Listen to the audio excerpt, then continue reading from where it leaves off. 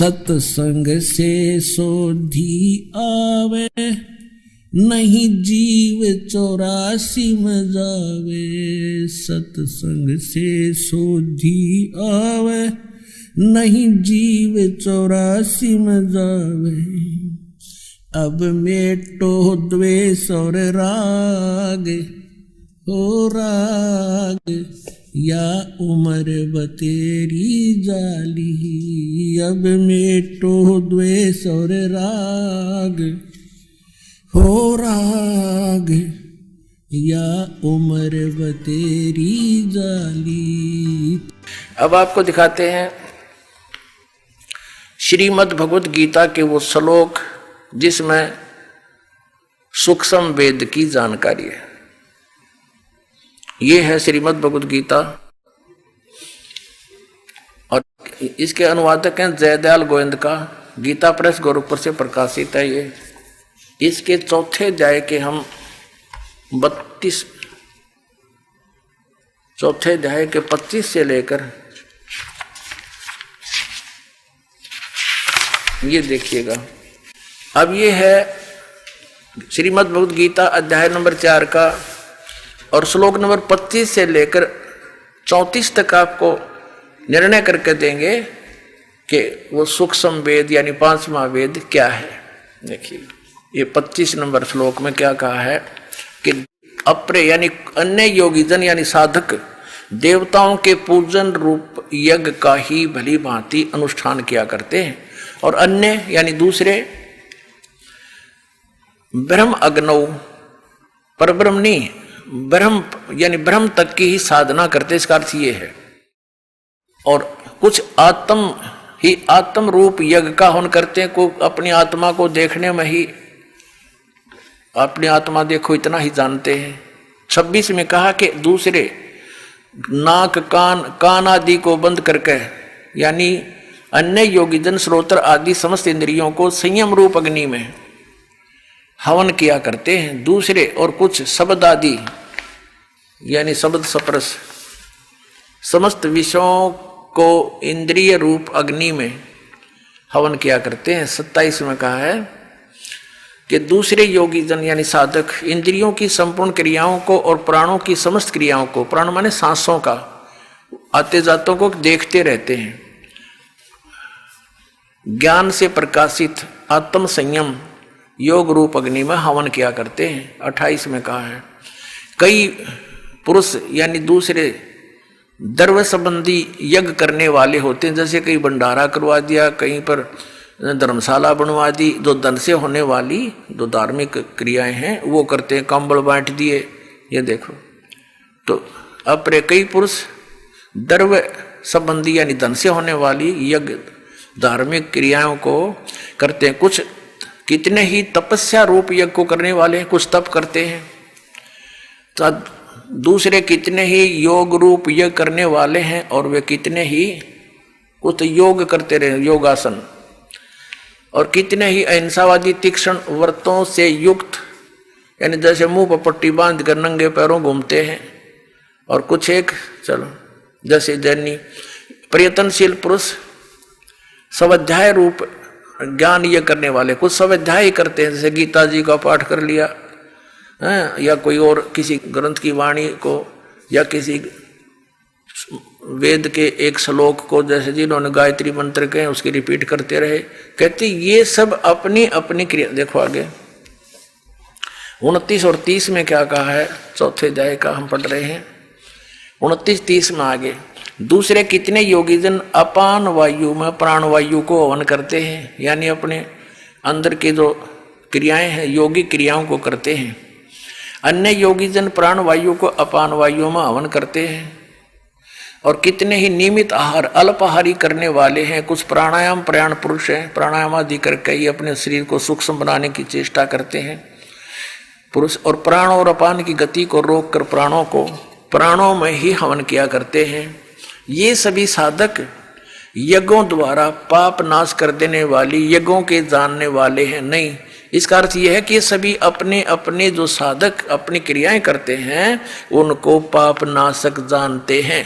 अब फिर 31 मत ये कहा है कि जो यज्ञ से बचे हुए अमृत का अनुभव करने वाले योगी जन सनातन ब्रह्म, सनातन परमात्मा को प्राप्त होते हैं। यज्ञ न करने वाले, यज्ञ जो धार्मिक अनुष्ठान नहीं करते, उनके लिए तो यह मनुष्य लोक भी सुखदायक नहीं और न ही परलोक, यानी वो तो यहाँ भी दुखी और आगे भी दुखी, जो कुछ साधनाएं नहीं करते। तो आगे चौथे अध्याय के 34वें श्लोक में ये कंसेप्ट क्लियर कर दिया है कि जो जिन यज्ञों का, यज्ञ में धार्मिक अनुष्ठानों की जानकारी अभी तक तुझे मैंने दी है, ये ऐसी धार्मिक अनुष्ठानों की, यज्ञों की जानकारी सच्चिदानंद घन ब्रह्म परमात्मा ने अपने मुख कमल से आकर बोली है। वो सच्चिदानंद घन ब्रह्म की वाणी कहलाती है। उसके अंदर वो सूक्ष्म वेद है, वो तत्व ज्ञान है, उसके अंदर वो विस्तार के साथ कही गई है। और उनको चौथे अध्याय के 34वें श्लोक में कहा कि वो तत्व ज्ञान है जो सच्चिदानंद घन ब्रह्म के मुख से बोला गया, 5वां वेद है, सूक्ष्म वेद है। उसको तो तत्वदर्शी संत ही जानेंगे जो उस वाणी से परिचित है। अब देखिएगा अध्याय नंबर 4 का और श्लोक नंबर 32 में है।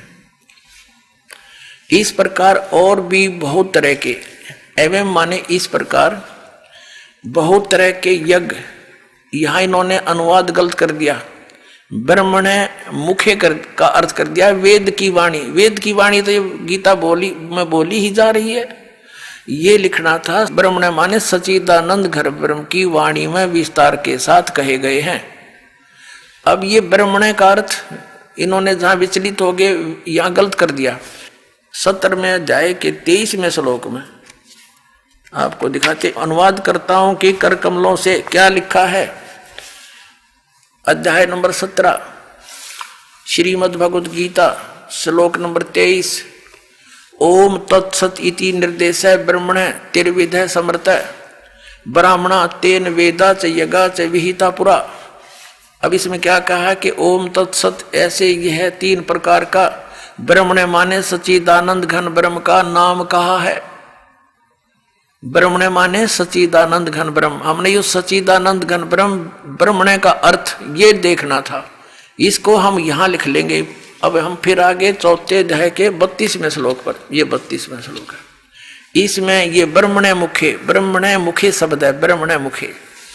यहाँ लिखा है कि और भी बहुत प्रकार के यज्ञ, धार्मिक अनुष्ठान, ब्रह्मण का अर्थ लिख दे या सच्चिदानंद घन ब्रह्म की मुखे माने मुख कमल से उच्चरित वाणी में, खुद बोली हुई वाणी में, जो 5वां वेद है सूक्ष्म वेद में विस्तार से कहे गए हैं, उन सब को तू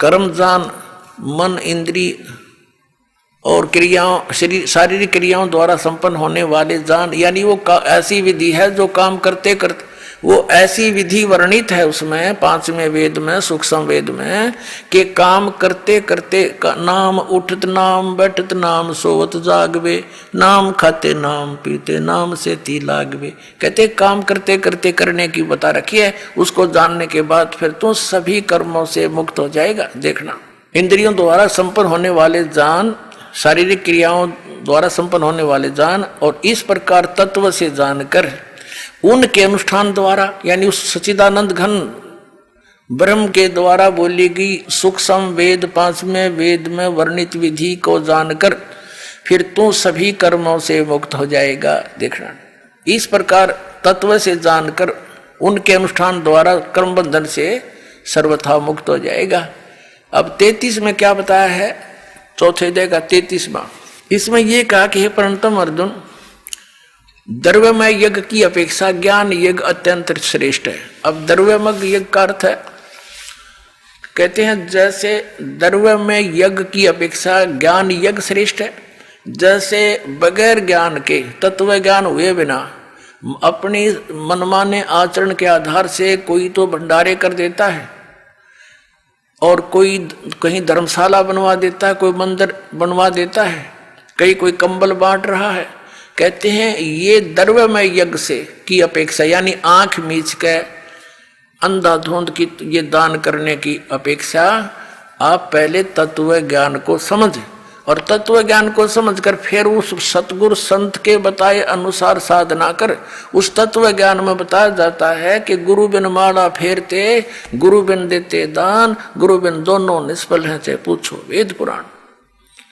तो तत्वदर्शी संत के बताए अनुसार फिर दान करते हैं, आपको लाभ होगा। द्रव्य में यज्ञ फेर कर, ऐसे करने से कोई यूज नहीं है जो तू आंख मीच कर कोई करने लग जाओ, इसका ये अर्थ बनता है। देखिएगा, अब हम चौथे अध्याय का 33वां श्लोक पढ़ रहे हैं।